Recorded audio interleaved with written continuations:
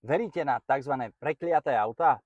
Som presvedčený o tom, že nie. Na druhej strane po zhliadnutí tohto filmu sa zrejme zamyslíte. Prinášame vám príbeh troch automobilov, ktoré svojim pasažierom, respektíve majiteľom veľa šťastia nepriniesli. A začneme hneď týmto nádherným double phaetonom z roku 1910.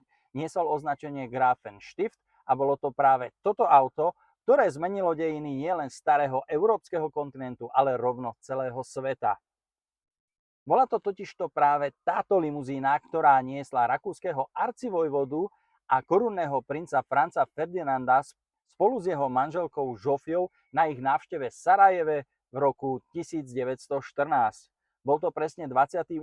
jún, kedy kolónu vládnych vozidiel napadol atentátnik granátom.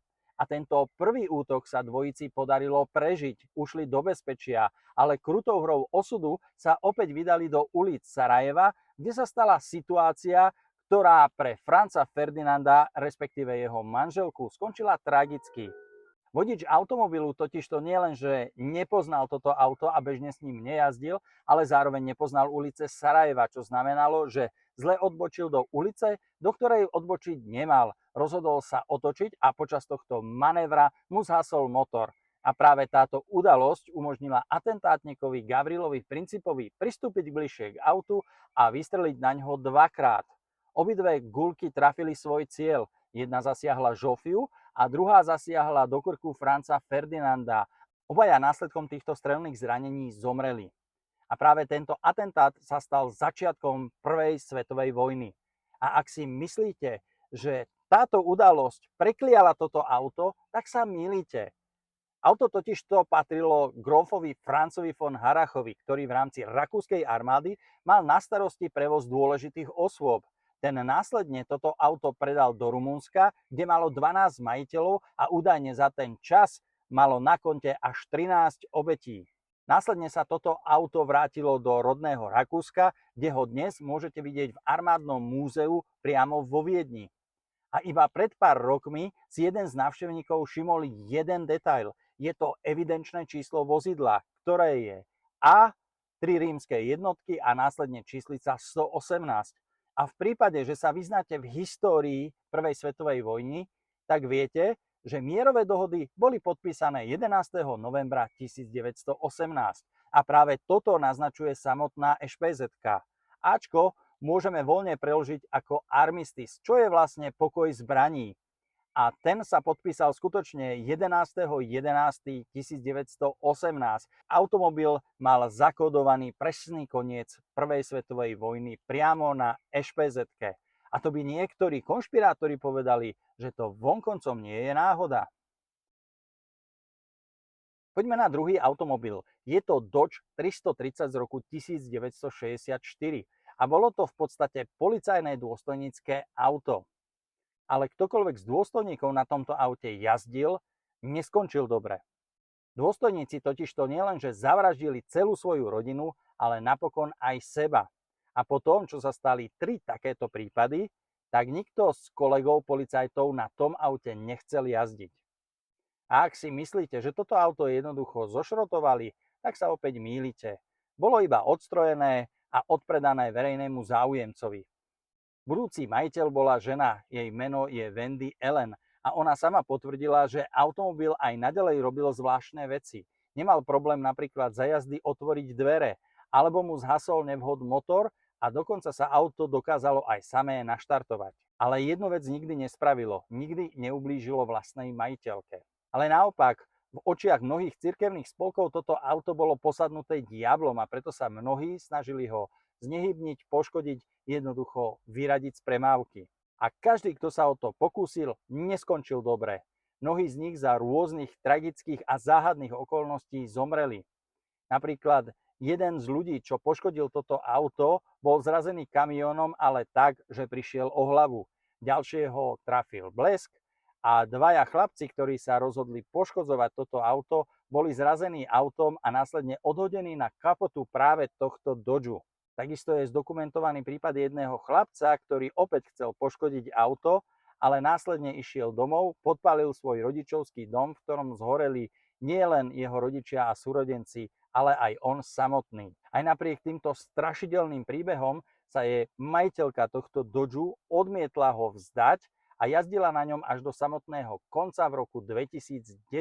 Podľa niektorých zdrojov má toto auto na svedomí nie menej ako 14 až 32 obetí, koľko je ich presne nevieme.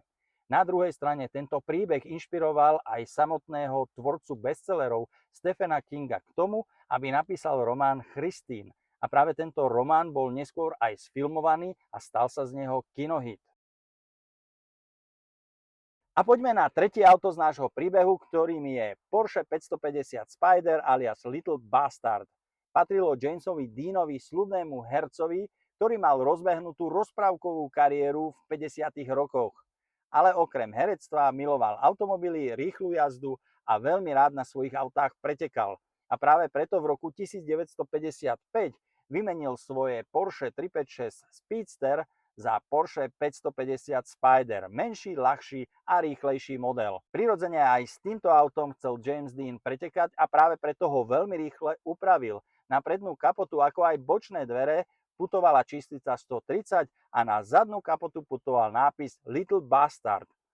Little Bastard bola totižto prezývka Jamesa Deana, ktorú mu udelil jeho starší kaskadérský kolega, ktorého James Dean zase na oplátku volal Big Bastard.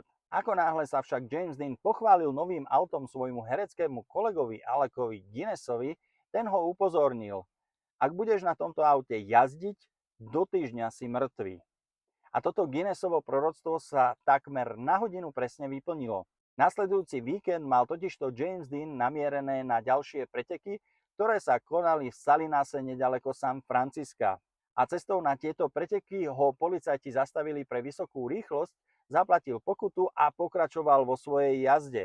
Až prišiel na jednu križovatku, kde mu protiidúci Ford Tudor jednoducho nedal prednosť a rozhodol sa odbočiť doľava, čím skrížil cestu Jamesovi Deanovi na Porsche 550 Spyder. A to znamená jednu vec: James Dean túto nehodu nespôsobil. Ešte na poslednú chvíľu sa James Dean snažil zrážke vyhnúť a strhol volant doprava, ale na to, aby sa celkom vyhol zrážke, už nebol ani čas, ani priestor. Obe automobily kolidovali takmer kolmo a v podstate Jamesa Deana aj spolu s jeho spolujazdcom odhodilo mimo cesty. James Dean utrpel zranenia, ktorým podľahol pri prevoze do nemocnice.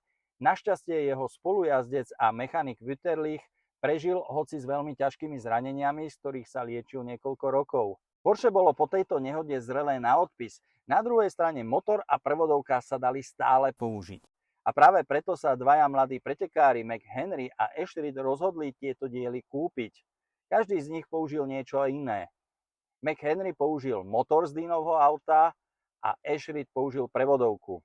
A hneď v prvých pretekoch, ktorých sa McHenry zúčastnil, dostal šmik a svojim vozidlom narazil do stromu a na mieste nehody zahynul. A veľmi podobný osud čakal aj Ashrida. Takisto na prvých pretekoch, na ktorých sa zúčastnil, havaroval. Našťastie vyviazol však z tejto havárie so zraneniami. A práve na základe týchto udalostí určili Porsche 550 Spyder Jamesa Deana za prekliaté auto. Nebol to však iba motor a prevodovka, ktoré spôsobovali bolesť aj po nehode. Zničená karoséria totižto bola používaná na školách v rámci výstav bezpečnosti cestnej premávky. A práve v rámci jednej takejto výstavy sa karoséria uvoľnila a padla na jednu študentku, ktorej zlomila pánvu. Zaujímavosťou je aj fakt, že práve táto karoséria neskôr zmizla z povrchu zemského. Aj napriek tomu, že isté múzeum ponúklo až $1 milión za zničenú karosériu Porsche 550 Spyder Jamesa Deana, nikdy sa nikto neozval.